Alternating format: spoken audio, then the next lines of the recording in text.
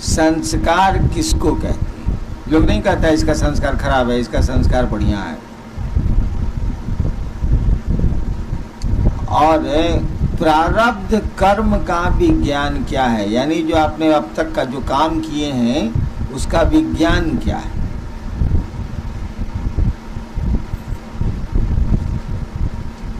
कल मैंने कहा था कि आज के लिए सवेरे चर्चा शुरू करूंगा, अभी समय पूछा तो मालूम हुआ कि 8 बजने को। मैं यही सोच रहा था कि आदमी के बस में कुछ भी नहीं है।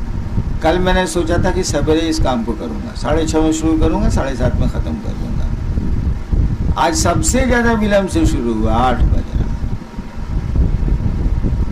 हाँ चलिए, संस्कार किसको कहते हैं समझिए। मान लीजिए एक आदमी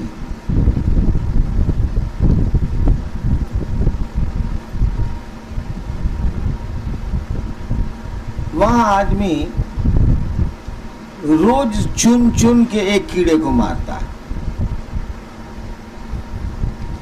उसने तय किया है कि हम रोज वो कीड़ा मारेंगे। मान लीजिए कि 5 कीड़ों की हत्या की सजा भुगतने भर वो जिंदा है। बूढ़ा आदमी है, मान लीजिए थोड़ी देर के लिए, 50-60 साल का आदमी है, 70 साल का आदमी है। उसको सनक सवार है कि हम रोज वो कीड़ा मारेंगे। जब तक जिंदा रहा वो 5 साल 2 साल मारता रहा, मर गया, शरीर छोड़ दिया उसने। जितने कीड़े मारे उसने, उसका प्रतिफल, उसका प्रतिफल माने उसका रिएक्शन तो जाएगा। मान लीजिए कि 2.5 साल आपने कीड़े मारे, तो मान लीजिए कि उसका प्रतिफल आपको नतीजा आपको 10 साल में भुगतना पड़ सकता है। अब मर गया वो 2 साल के बाद, तो ये प्रतिफल तो बच गए, रह गए। मैं आदमी पर उदाहरण नहीं देना चाह रहा। जैसे एक आदमी है जिसने 20 हत्याएं की, मान लीजिए थोड़ी देर के लिए, एक हत्या की सजा उसको इस जीवन में मिल सकती है, बाकी हत्याओं की सजा और पहले के कर्मों के चलते आगे जा रही है। पहले जो आप पेट्रोल डाले हैं उसी से इंजन चल रहा है, बाद में जो आप पेट्रोल डाल रहे हैं वो बड़ा गंदा है, लेकिन अभी पहले वाला पेट्रोल पर आपकी गाड़ी चल रही है और उसी बीच में शरीर छूट गया तो पुराना पेट्रोल तो रुका हुआ है। फिर शरीर में आइएगा तो पुनः पेट्रोल आवेगा, तब जब आवेगा तो पहले थे डॉन, अब बना देगा को भिखमंगा, कुड़िया। जो कर्म फल के बीज, जिन जिन कर्मों के फल के बीज आप अभी तक भोग नहीं पाए हैं, वो सुख हो या दुख हो, उसका नाम है संस्कार। इसकी अंग्रेजी बड़ी अच्छी है, लेकिन अंग्रेजी से समझ नहीं पाइएगा, वैसे मैं बोल देता हूं। संस्कार का अर्थ होता है the reactions in its potentiality. अंग्रेजी में समझाना आसान है। द रिएक्शंस, रिएक्शन आपको लिए हुए हैं, आप जो कर्म किए हैं उसका प्रतिफल लिए हुए हैं आप। इन इट्स पोटेंशियलिटी, यानी वो सीड के रूप में आपके पास बैठा हुआ, बिया के रूप में है। अनुकूल वातावरण, अनुकूल मौसम, अनुकूल पानी, अनुकूल हवा, अनुकूल सूरज जब मिलेगा तब वो अंकुरित होगा और उसमें पौधा निकलेगा। अब आप जानिए कि आपका जो बिया है बबूर का है कि आम का है। काहे कि अगर कांटेदार वृक्ष होंगे तो जिंदगी भर कांटे गड़ेंगे, फलदार वृक्ष होंगे तो जिंदगी भर फल खाएंगे। नहीं, संस्कार की अंग्रेजी में व्याख्या बड़ी अच्छी है, the reactions in it potentiality. जैसे पीपल का वृक्ष की सारी चीजें एक छोटे से पीपल के बिये में है। सीमेंट पर रख दीजिए, नहीं अंकुरेगा। जमीन में गाड़ दीजिए, अब वो चला। तो उस बिये में तो उस पीपल की पूरी पोटेंशियलिटी है कि नहीं है? पूरी समग्रता में पीपल वहां है कि नहीं है? तो कहा जाएगा इस बिये को पीपल का संस्कार है। लेकिन वो फलित नहीं हुआ। संस्कार फलित हो गया तो गया, तब संस्कार नहीं कहा जाएगा, तब तो भोग हो गया। फलित नहीं हुआ है तब तक वो संस्कार है। तंत्र में संस्कार की यही व्याख्या है। बोलचाल में हम लोग जात को लगा के कहते हैं या कुछ को लगा के कहते हैं कि रद्दी संस्कार का आदमी है वो, लेकिन संस्कार का वो अर्थ होता नहीं। संस्कार का अर्थ होता है कि वो कर्म जो आप अभी तक भोग नहीं पाए हैं, कर्मों के फल जो आप भोग नहीं पाए हैं और आपके साथ वो बिया के रूप में, सीड के रूप में, बीज के रूप में अटैच्ड हैं, लगे हुए हैं। वो अनुकूल हवा, अनुकूल मौसम, अनुकूल परिस्थितियां आएंगी, वो अंकुरेंगी। ठीक। प्रारब्ध कर्म इसको नहीं कहते। संस्कार तो बिया हो गया। प्रारब्ध कर्म का अर्थ हुआ कि आपने कर्म किया है और आप फल लेते चले जा रहे हैं। मैं जिस पेट्रोल से गाड़ी चल रही है, सीड में नहीं है प्रारब्ध कर्म। प्रारब्ध कर्म है जिसे पेट्रोल से आपकी गाड़ी चल रही है। जो उन कर्मों का प्रतिफल है वो सीड में जब रहेगा तो संस्कार कहा जाएगा। जब एक्शन में आ जाएगा वो तो कहा जाएगा इसके प्रारब्ध कर्म अच्छे नहीं, तभी इतना कष्ट पा रहा है। ठीक। अब एक उदाहरण देते हैं, समझिए। भगवान कृष्ण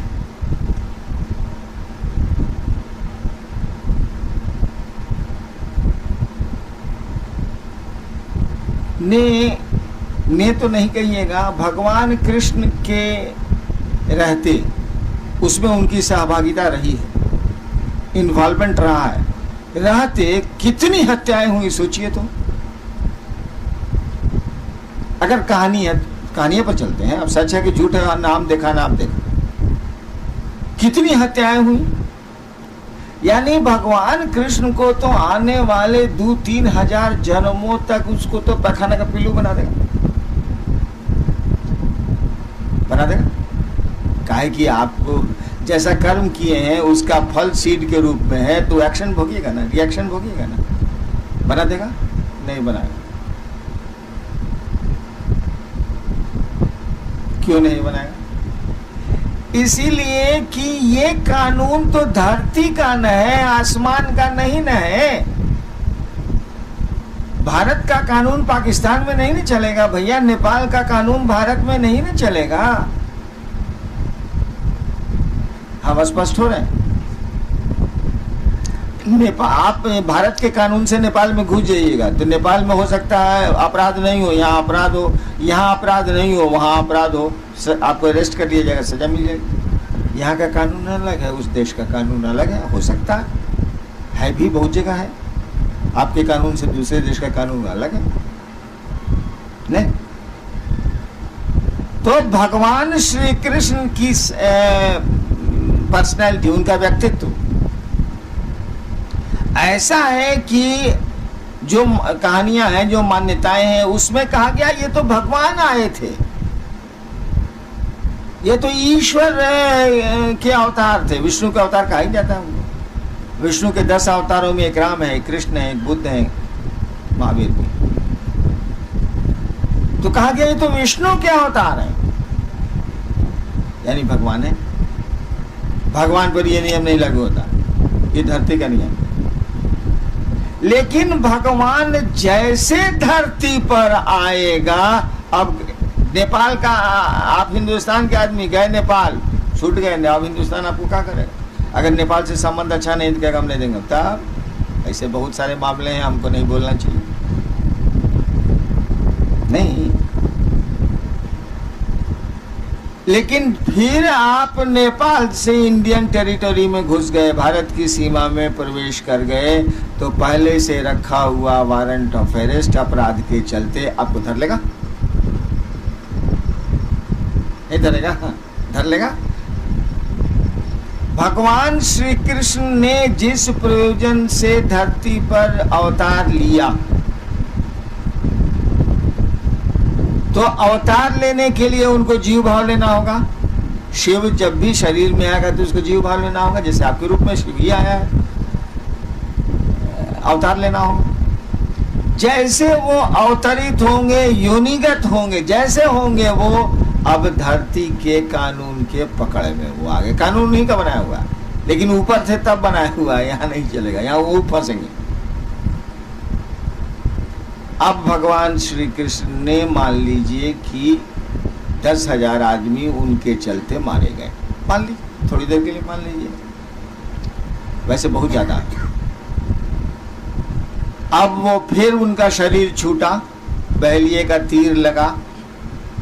वैसे गंजन तो भगवान श्री कृष्ण का इसी जीवन में इतना हो गया कि मत पूछिए उतनी कहानी, क्योंकि महाभारत के बाद 36 साल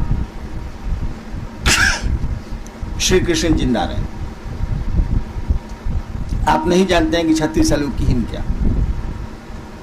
महाभारत जब खत्म हो गया, 18 दिन तो चलबे किया, उसके बाद 36 साल 107 या 8 साल की उम्र में उन्होंने शरीर छोड़ा। 36 साल वो जिंदा रहे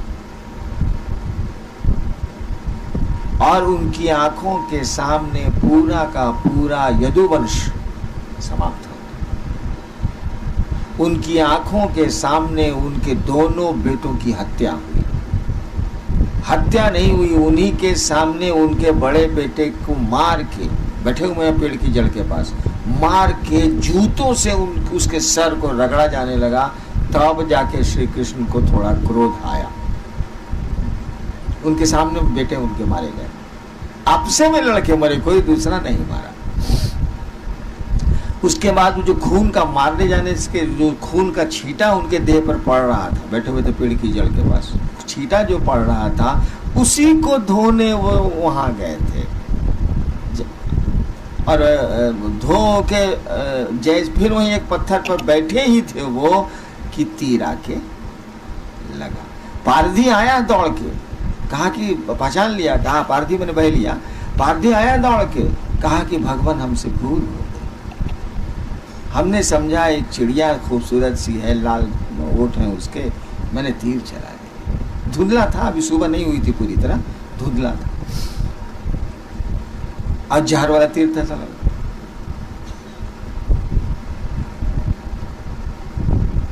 भगवान श्री कृष्ण ने कहा तीर तो चल गया, तीर तो चल गया, आप जो समझ के चलाइए, तीर तो चल गया, वो तो अपना एक्शन करेगा। गोली तो चल गई, आप जो समझ के चलाइए, वो तो अपना परिणाम लाएगी। और फिर वहीं गिरे वो। और ये भी जान लीजिए, श्री कृष्ण की लाश पड़ी है और 3 दिनों तक किसी को पता नहीं चला कि श्री कृष्ण मर गए। अंत में एक आदमी हस्तिनापुर गया, वहां अर्जुन को बोला, अर्जुन आए, तब इनकी लाश उठी है। उन्हीं के जीवन में, उन्हीं के शरीर में उनका तो सब गंजन हो गया। लेकिन अब वो वापस लौटेंगे, वो परमात्मा यदि हैं तो वापस लौटेंगे और फिर परमात्मा के सदृश परमात्मा के में समाहित हो जाएंगे या रहेंगे। अब वहां ये कानून नहीं लगेगा कि इतनी हत्याएं हुई, ऐसा हुआ, वैसा हुआ, वैसा हुआ, कुछ नहीं, सब खत्म। फिर वही श्री कृष्ण आसमान में श्री कृष्ण है। लेकिन अगर दोबारा श्री कृष्ण ने जन्म ले लिया धरती पर, इंटायर कर्म फल जो उनके संचित यहाँ रुके हुए हैं, कब से धर। आप अपराध करके गए हैं नेपाल, जिस दिन भी घुसिए हिंदुस्तान, वह वारंट ऑफ अरेस्ट आपको धरेगा। बाहर है तो नहीं धरेगा। प्रारब्ध कर्मों का यही विज्ञान है। और ये जान लीजिएगा, धरती का मानी केवल आदमी नहीं होता है, सभी देवता धरती के में आते हैं। कोई देवता धरती की पकड़ से बाहर नहीं, एक्सेप्ट शिव और फिर उनके लोग, कोई धरती के बाहर नहीं है। यहाँ तक भी जिसको शिवलोक बोलते हैं, शिवलोक में शिव नहीं है, शिवलोक बोलते हैं, वह भी धरती की पकड़ में, माने वहां भी ये कानून लागू है। कौन कानून? प्रारब्ध कर्मों का कानून, कर्म और उसके फल का कानून। अब प्रारब्ध कर्म, गोरखनाथ ने एक बार कहा था कि क्या तुम संस्कार की बात करते हो, क्या तुम कर्म फल की बात करते हो, मैं तुम्हारे कर्म फल को, मैं तुम्हारे संस्कार को दग्ध कर दूंगा। अब इसकी व्याख्या देखिए, गोरखनाथ जैसा आदमी कहता है कि मैं तुम्हारे कर्म फल के बीज को दग्ध कर दूंगा,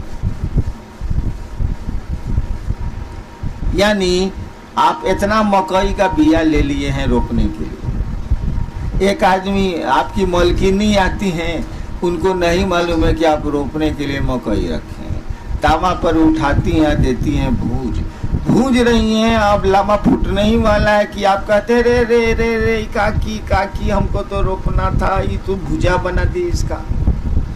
रुक तो गई वो, कहा ठीक है नहीं भूजे, लेकिन क्या वह बिया पेड़ बनेगा? नहीं बनेगा, लेकिन वह मकई का बिया रहेगा। समझे? अकुरेगा नहीं, उससे मकई नहीं निकलेगी, पौधे नहीं निकलेंगे, लेकिन बीवा रहेगा। नहीं समझ रहे? बिया रहेगा। गुरु को अधिकार है, सदगुरु, सच्चे गुरु, सही गुरु को अधिकार है कि वे आपके कर्म फल को दग्ध कर दें, अच्छे कर्म फलों को विशाल कर दें। जैसे बहुत अच्छा कर्म है आपका और बुरे कर्मों से आप घिरे हुए हैं, अभी पेट्रोल जो चल रहा है उससे आप घिर गए, आपका अच्छा कर्म नहीं काम कर रहा है, उनको पावर है कि बुरे कर्म के बीज को वो जला दें, अच्छे कर्मों के बीज को पानी हवा दे दें।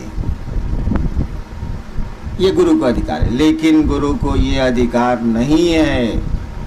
ईश्वर की कुर्सी पर फिर है शिव को, लेकिन शिव गुरु को ये अधिकार नहीं है कि वह जो मकई का दाना दग्ध होके तावा में पड़ा हुआ है उसको मिटा दे,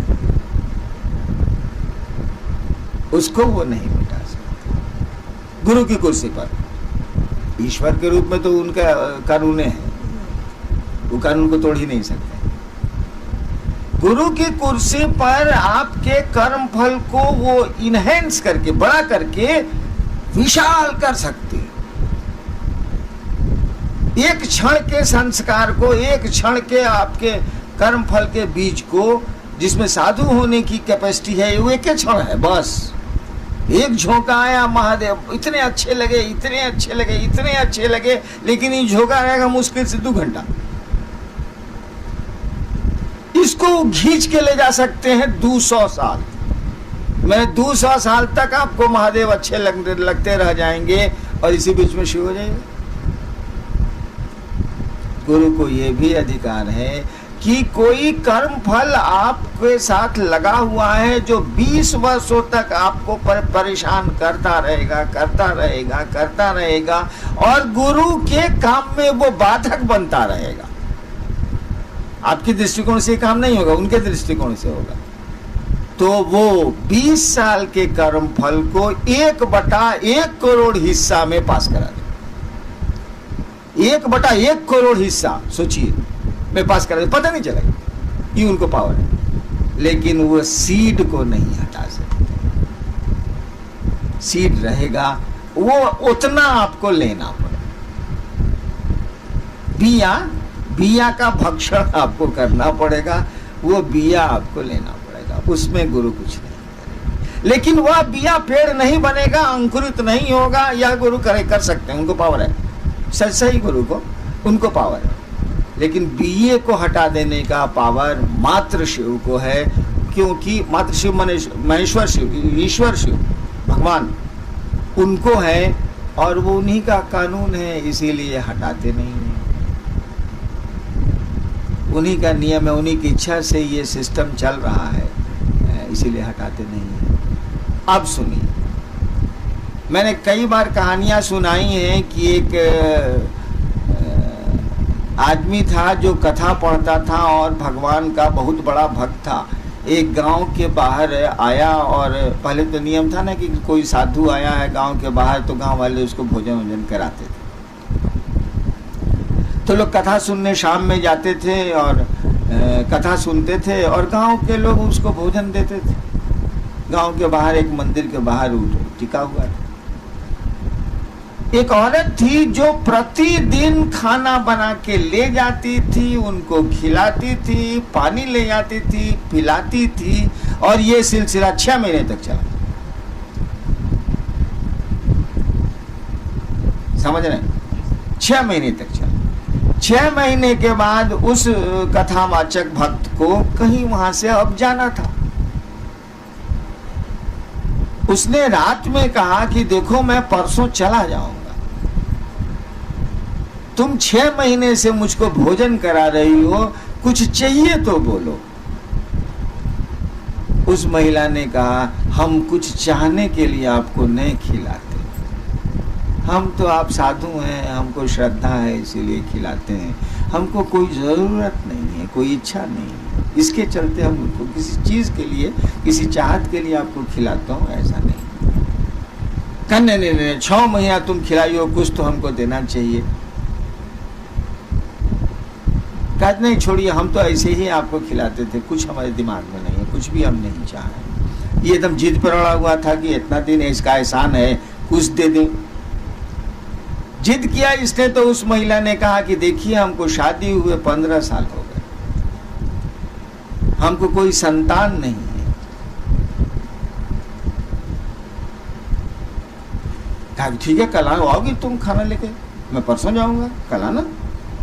रात में उसने अपने भगवान को वायरलेस किया, जो भी उसका आराध्य हो। भगवान ने से इसने पूछा कि जी ऐसा ऐसा हुआ है, महिला बोली है कि हमको संतान नहीं है, हमको 6 महीना खिलाई है, आप बताइए कि उसको संतान है कि नहीं तकदीर में।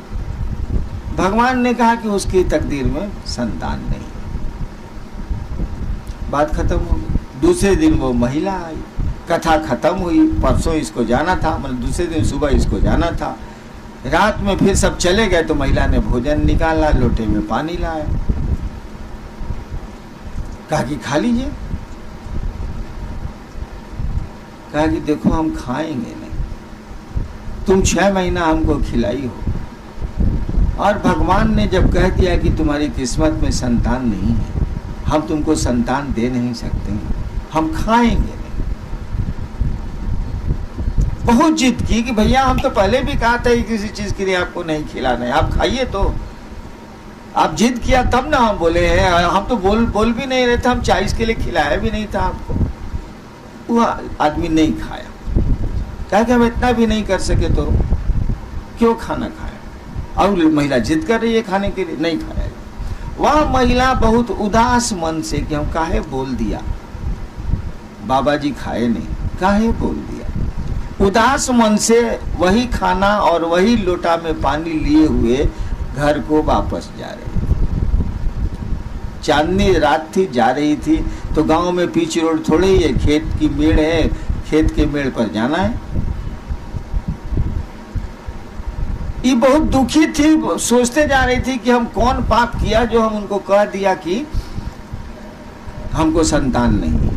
ती भी बहुत, अब खाए काहे नहीं वो, यही सोचते जा रही थी। उधर से को मलंग साधु चला आ रहा था। अब मेड़ तो एक को है, कोई उतरेगा तब ना मेड़ वापस करेगा, नहीं उतरेगा तो टकरा जाएगा। साधुओं भी मलंग था, वो कुछ सोचते हुए आ रहा था, वो ध्यान नहीं दिया कि कोई सामने से आ रहा है। यो बेचारी इस चिंता में थी, इसने भी ध्यान नहीं दिया कि सामने से कोई आ रहा है। दोनों टकरा गए, खेत के मेड़ पर दोनों टकरा गए। टकरा गए तो खाने का बर्तन और लोटा फेंका गया। बर्तन फेंकाया और लोटा फेंकाया तो साधु ने देखा कि अरे इसमें तो रोटी है। साधु ने कहा मां रोटी है। बस बिना सोचे समझे 4 गो रोटी थी, 4 गो रोटी सब्जी खाया, और लोटा अभी खेत में टेढ़ा हुआ था, उसमें पानी था, पानी पिया और कहा कि माँ जाओ, मैंने 4 रोटियां खाई हैं, तुम्हें 4 संतान होगी। बिना बोले वो बोल गए, बात आई गई, खत्म हो गई। फिर वो कथावाचक भक्त 7-8 साल के बाद अपना फिर प्रोग्राम उसी गांव में बनाया। लोग जुटे, वहां महिला भी जुटी, उसके साथ 4 बच्चे थे। तो कथा हो रही थी, उस समय तो नहीं कुछ बोला। बाद में उसको बुलाया हो, ये बच्चे किसके हैं? उसने कहा मेरे हैं। अरे हमको तो भगवान ने कहा कि तुम्हारी किस्मत में नहीं है, तुमको बच्चे कहां से हो गए? उसने कहानी सुनाई कि ऐसे ऐसे मैं टकरा गई, भोजन गिर गया, वो साधु लगता है भूखा हुआ था, बिना कुछ पूछे खा भी लिया, पानी भी पी लिया। मैंने 4 रोटियां आपके लिए लाई थी, उसने कहा जा तुम्हें 4 बेटे हो। मुझको बेटे हो गए? कहा ठीक है जाओ। रात में फिर अपने भगवान को ही वायरलेस लगाई। कहा सरकार आप तो हमको बेइज्जत किया। कहा क्या हुआ? तो उसको 4 संतान हो गई और आपने कहा था उसकी किस्मत में संतान नहीं है। कहा था देखो यार तुम पूछे थे तो हमने बता दिया कि उसकी तकदीर में नहीं है। वो ससुरा पूछी सूचिस कुछ नहीं, दे दीस तो हम क्या करें? तब दे दीस तो दे दीस। तुम पूछने आए थे, वो दे दीस। कुछ पूछीस था वो हमसे, वो तो दे दीस, तब क्या करें? जोड़ना पड़ा हमको, दे दीस तो क्या करेंगे? देखिए तकदीर में नहीं है, एक साधु ने जोड़ दिया। ये प्रारब्ध कर्म नहीं है, ये संस्कार नहीं है। मैं अपनी बात सुनाता हूं। मुझको कुत्ते पालने का बहुत शौक, वैसे मैं है भी कुत्ता, हूं भी कुत्ता, मुझको शौक है कुत्तों पालने का बहुत। बचपन से मैं कुत्ते पालता था, छोटा था तभी से कुत्ते पालता था। धनबाद में मैं जब स्कूल में पढ़ता था 6ठा-7वां में, तो मेरे पास 2 कुत्ते थे। एक का नाम था शेरा, एक का नाम था टाइगर। तो मैं ही पाले हुआ था, मेरे साथ रहता था दोनों कुत्ता। स्कूल से तो मॉर्निंग में चले आना है, 6ठा 5वां 6ठा में साले स्कूल कितना देर का। मैं छत पर खुराफात करते रहता था। महादेव का एक फोटो था शीशा वाला, उसको निकाल के सीढ़ी पर लगा के, फिर पेट्रोल वाला टीन लेके पाइप लगा के साला महादेव के फोटोए पर पानी गिराते थे, उसके कांटी में घुसाने वाले पर साला 10 मिनट में फोटोए गल के गिर जाता था। यही कुछ मैं कर रहा था। तब तक नीचे 2-3 साधु थे, 3 साधु थे लाल कपड़ा पहने हुए, आवाज दे। तो हम ऊपर से बालकनी से झांके, देखा कि 3 गो साधु है बरामदा के आगे नीचे। दोनों कुत्ता तो मेरे साथे रहता था। हम का दोनों कुत्ता चला नीचे, मैं भी उसके साथ था। मैंने छिटकी नहीं खोली, छिटकी नहीं खोली तो तीनों साधु खड़ा था सामने। हमने कहा कुतवा को, दोनों कुत्ता हाउ हाउ हाउ करते हुए तीनों साधु पर पड़ गया। तीनों साधु भाग चला। भागते भागते बोला साला हम पर कुत्ता छोड़ा है, तुम IAC नहीं पास करे।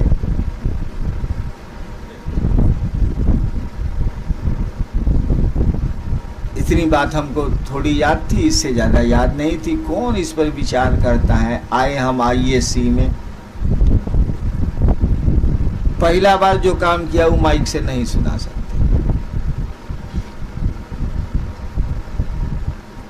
देखो प्रोफेसर साहब अपनी बेटी उस हमारे क्लास में पढ़ती थी, आ रहे थे। हमने कहा प्रणाम सर, नया नया ब्याह किए हैं क्या?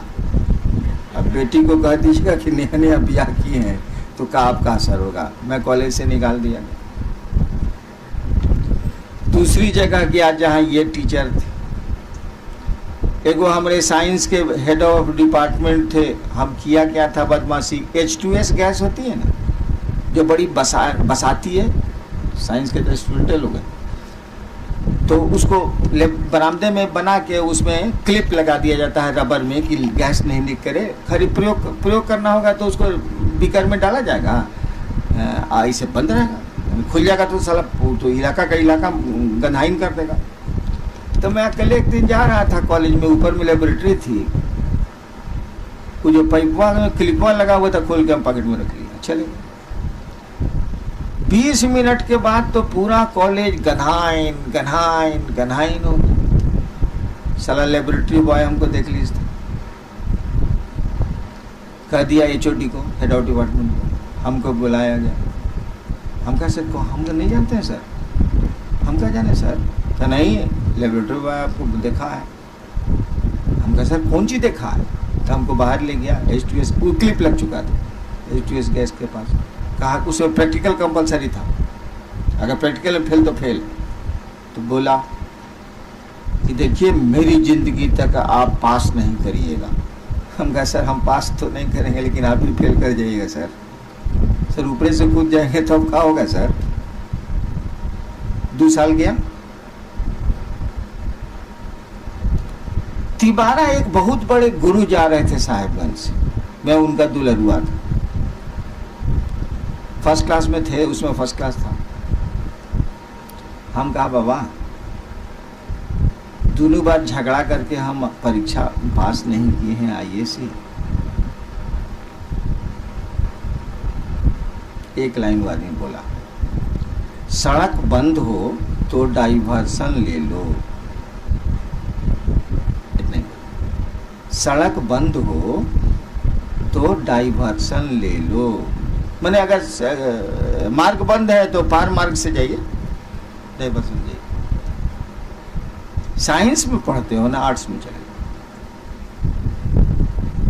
उसके बाद मेरा रिजल्ट क्या है, बैठे हुए 7 विषय में हमको डिस्टिंक्शन आता था, जबकि रात भर मसान में रहते थे, इन्हीं के साथ रहते।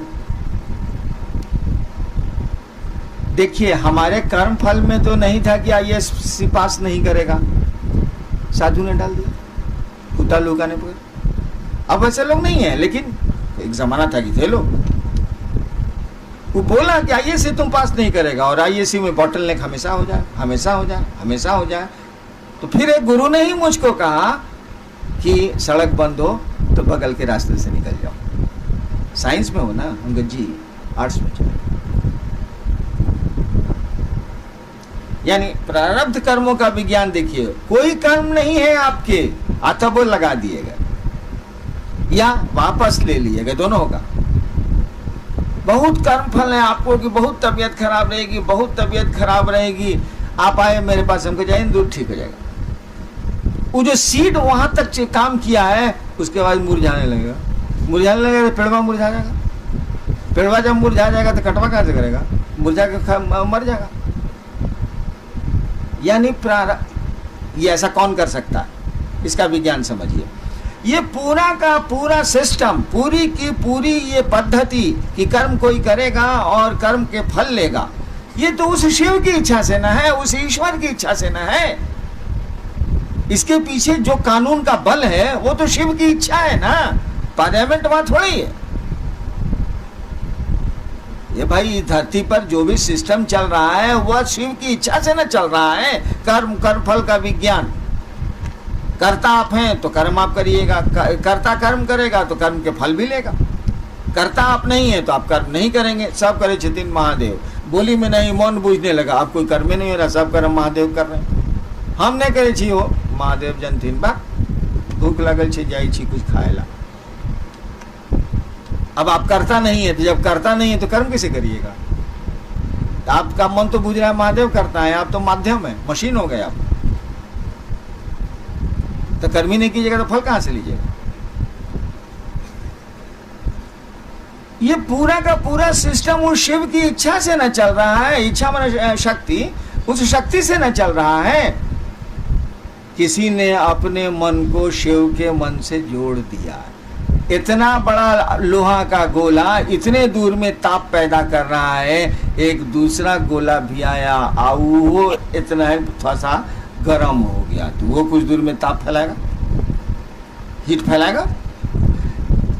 लोगों का मन कुछ लोगों का मन उस शिव से जुड़ जाता है तो पूरा का तो पूरा नहीं, लेकिन कुछ दूरी तक वो जो चाहते हैं उस सिस्टम को उलट देते हैं, जोड़ देते हैं, घटा देते हैं। नहीं क्लियर हुआ? किसी का मन शिव से जुड़ गया है, उन्हीं की इच्छा से हो रहा है ये काम, तो इसकी भी इच्छा तो अब छोटे मोटे शिव की इच्छा हो रही है ना। इसने कहा ही काम नहीं होते तो नहीं होते जो, अब वो सिस्टम तो वहां ब्रेक कर गया, सिस्टम ब्रेक कर गया, या आपके कर्म फल में नहीं है, उसने कहा जाओ हो जाएगा। तो कर्म फल में तो नहीं है, लेकिन उस सिस्टम, उसका मन शिव से जुड़ा हुआ है, तो उस सिस्टम को डिस्टर्ब कर दिया वो। आप समझ रहे हैं कि नहीं समझ रहे हैं? एक जादूगर को देखें, कभी जादू तो किया है आप लोग? घर में नहीं किया तो कहाँ बुझिएगा? जादूगर को देखिएगा, उसके साथ एक छोकड़वा रहता है, दुगरम चलवा रहता। पहले की बात हम कर रहे हैं, जब जादूगरों मेरा साथ था तब, उसके साथ एक छोकड़ा रहता। साला बहुत बात पूछता है, पूरा बात तो नहीं पूछता है, लेकिन बहुत बात पूछता है साला। अकेले रहेगा तो वो कुछ खेल तमाशा करिए देगा। उसको बोलते हैं जमूरे। कचहरी में देखिएगा तो जादूगर बोलेगा हाँ जमूरे, हाँ उस्ताद। वो बोलेगा हाँ उस्ताद। हाँ बोल जमूरे, हाँ उस्ताद। साहब के पकड़ में क्या है जमूरे? उस्ताद साहब के पकड़ में कलम है उस्ताद। कुछ नहीं है, बोला है कि पहला बार जब हम पूछेंगे तो कलम होगा, और दोबारा जब हम पूछेंगे तो रुमाल होगा, और तिबारा हम पूछेंगे तो पर्स। तो वो सोच रहा है 1 हुआ, 2 हुआ, 3 हुआ, 4 हुआ, 5 हुआ। वो पूछता है कि जादूगर करता कैसे ही धंधवा है साला, उल्लू कैसे ही बनाता। तो वो पूछता है थोड़ा बहुत, उसी के मदद से वो काम लेते हैं जादूगर। तो महादेव के साथ जो जमूरे रहते हैं ना साले, इनको भी थोड़ा थोड़ा बुझाने लगता। इसीलिए ये भी कुछ कहीं ना कहीं पेचकस सिस्टम में लगा देते हैं। जब पेचकसवा लगा देंगे तो साला पेट्रोल जाना था साला 1 mm तो जा रहा है साला आधा mm। पेट्रोल जाना था आधा mm, स्क्रू को ढीला कर दिया, जा रहा है 5 mm। जाए साला। समझ रहे इस बात को कि नहीं? प्रारब्ध कर्मों का विज्ञान भी प्रभावित होता है साधुओं के, साधु में सही साधु, साधुओं के द्वारा, फकीरों के द्वारा, मस्त मौला लोगों के द्वारा, जिनका मन उस खुदा, उस भगवान से जुड़ रहा है। जुड़ जाए, ज्यादा जुड़ जाएगा तो साला बुझ जाएगा कि हमसे बढ़िया महादेव चलाते हैं, हमने बोलेंगे ठीक है। वो जब ज्यादा जानेगा तो वो यो जानने लगेगा कि हम कितना बढ़िया चलावेंगे, महादेव जैसा नहीं चला सकते। छोड़ दे रहे, मत पेचकस उठा। कौन जानेगा, जैसे हम लोग के जैसे आदमी कौन जानेगा तो नटवा टाइट है का खोल दिया जरा से, हाँ पानी जा रहा है। महादेव भी देख के अकबका रहे हैं कि साला ये जमूरे सब इधर से उधर करते रहता है। बताओ यार, ये प्रारब्ध कर्मों का विज्ञान यही था, संस्कार।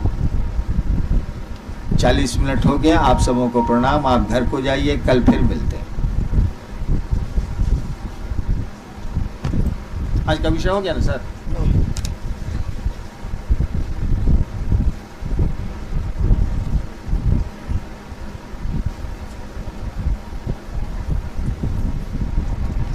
लेकिन नया विषय था शिव शिष्टा में, इसकी व्याख्या कम हुई। नया विषय